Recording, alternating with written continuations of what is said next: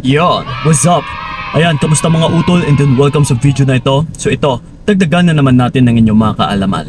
Kasi ito, ang magiging topic natin sa video na ito ay paano iparamdam na walang kwenta ang ex mo at siya ay manghihinayang. Yes. Well, ito mga utol paano mo nga ba bibigyan ng panghihinayang at saka para makaramdam ng walang kwenta yung ex mo? Kasi karamihan dito is mali yung nagagawa once na sila ay nagkahiwalay na. Na yung bagay na ito utol is napaka-importante din kung paano mo mabibigyan ng realization yung ex mo. Na para kahit wala na kayo is ikaw pa itong tao na magbibigay na siya ay magbabago. Na para baguhin din ng ex mo yung kanyang buhay. Dahil sa pinaranas mo sa kanya, na pinakita mo na ganito nga siya, wala siyang kwenta. Once kasi na mararamdaman ito ng ex mo, na wala siyang kwenta, and then sa pamamagitan ng ipapakita mo sa kanya, is marirealize niya rin kung sino yung sinayang niya. Na mas lalo talaga siyang manghihinayang. Na uy, yung taong nagmamahal sa akin dati, na yung taong hawak-hawak ko na sana dati, na kung saan isang nabibigyan ako ng peace of mind, na nararamdaman ko na which is may pagmamahal talaga, so ngayon wala na. Hindi ko na makuha, which is nawala na sa akin. Yes. So dito pa makakarealize yung ex mo na sa pamamagitan ng mga pinaggagawa ko is wala pala itong mapatutunguhan. May iwan at saka may iwan lang ako. Na baka ako pa itong mawala ng taong nagmamahal sa akin balang araw. Na baka hindi na ako makatagpo ng totoong pagmamahal. Kagaya ng ipinadama sa akin ng ex ko. So ano ba yung tamang gawin para maramdaman ito ng ex mo? Na makaramdam siya na wala siyang kwenta at saka talagang siya ay manghihinayang na iniwan ka, or para manghihinayang din siya na wala na kayo. Na masasayangan talaga siya utol. Na yung una sa lahat, once na nagkahiwalay na kayo is dapat huwag ka nang magparamdam talaga totally. Pag sinabing totally is lahat-lahat. Hindi ka na dapat na magparamdam pa sa social media. Hindi ka na dapat mangangamusta.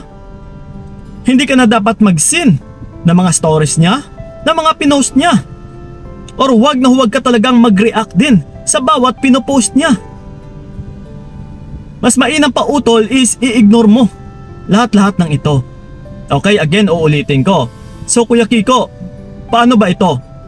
Ex ko na to pero still friends pa rin ba kami sa social media? So again that's why nasasabi ko kanina na uulitin natin dahil nasabi ko na rin ito dati sa isang payo video natin. Na once na nagkahiwalay kayo, kung gusto mo rin talaga na manghihinayang yung ex mo sa'yo is huwag mong i-block. Huwag mong i-unfriend. Hayaan mo lang siya na makikita niya yung katagumpayan mo or kung ano yung nagiging success mo sa buhay mo. Hayaan mo lang siya. Kasi once makikita ka niya someday na ikaw isang nagtagumpay sa buhay mo, ay talagang mas lalong manghihinayang yung ex mo sa'yo. Na uy, sayang, jowa ko to dati, partner ko to dati, mahal na mahal ako neto dati. So ngayon nasa iba na, masayang masaya na. Yes, nagtagumpay na siya sa buhay niya. Yes, utol. So pero kailangan mo ring disiplinahin yung sarili mo. Na kailangan talaga kontrolin mo rin talaga ang iyong emosyon. Na sa bawat pinopost neto, syempre makikita mo na kailangan is kontrolin mo rin yung emosyon mo talaga. Na huwag mag-react, huwag magpapapansin. Yes, number 1 po yan utol na pinaka-importante sa lahat. Na huwag ka talagang magpapapansin sa ex mo. Na pareyak-react ka pa dyan. Na kunwari is nandyan ka pa din, naghihintay or hoping ka sa kanya. Huwag ganon. Kasi once na ikaw mismo ay nagpaparamdam pa rin sa kanya, na kagaya nga neto, hindi ka nga nag-e-initiate pero yung ex mo itong nag-e-initiate, siya itong nangangamusta sa'yo, and then kapag nagre-reply ka pa utol or sinisin mo pa yung bawat mensahe niya, ay talagang mas mabibigyan mo ng kapayapaan din yung ex mo eh.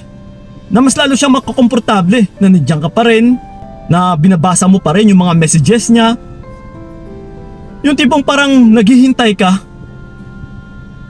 Kasi kung tatanungin natin utol is bakit mo pa binabasa yung messages niya, which is hiwalay naman na kayo. So kung gusto mo talagang maramdaman niya na wala siyang kwenta is wag na huwag mong basahin. Yung tipong parang pinagsisihan mo na naging partner mo siya, na ipapakita mo talaga na siya ay isang basura na klaseng partner. Nasa lahat-lahat ng pinaggagawa niya or pagtatrato niya sa'yo is pinagsisihan mo. Na hindi mo nagugustuhan. Na ikaw ito ngayon, okay, iniwan mo ako, nagkahiwalay tayo, so ito ngayon, ipapakita ko sa'yo na wala kang kwenta talaga. Bakit ako maghahabol? Bakit ako magpaparamdam sa'yo?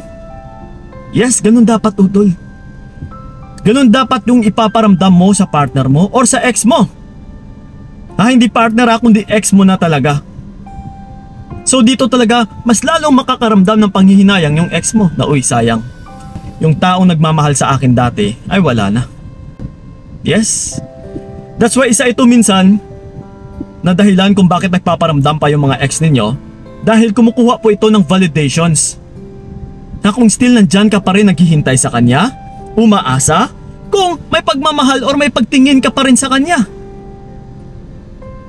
Kagaya nga niyan kung mag-message siya, let's say hindi mo nire-replyan pero sinisin mo, is nagbibigay pa rin ito ng validation na parang nabibigyan mo pa rin ng chance na basahin yung mga messages niya. Ibig sabihin utol is binabasa mo pa rin, nasisin mo eh. Kagaya nga niya, nagre-react ka pa sa mga pinopost niya. Validation din ito na nandiyan ka pa din, naghihintay sa kanya. Yung tipong parang may pagmamahal o may pagtingin ka pa rin sa kanya. Yung tipong parang hindi ka pa rin naka-move on. So again, sa bawat kasi kinikilos mo towards sa ex mo, na nagre-reply ka pa, responsive ka pa, nagre-react ka pa sa bawat pinopost niya,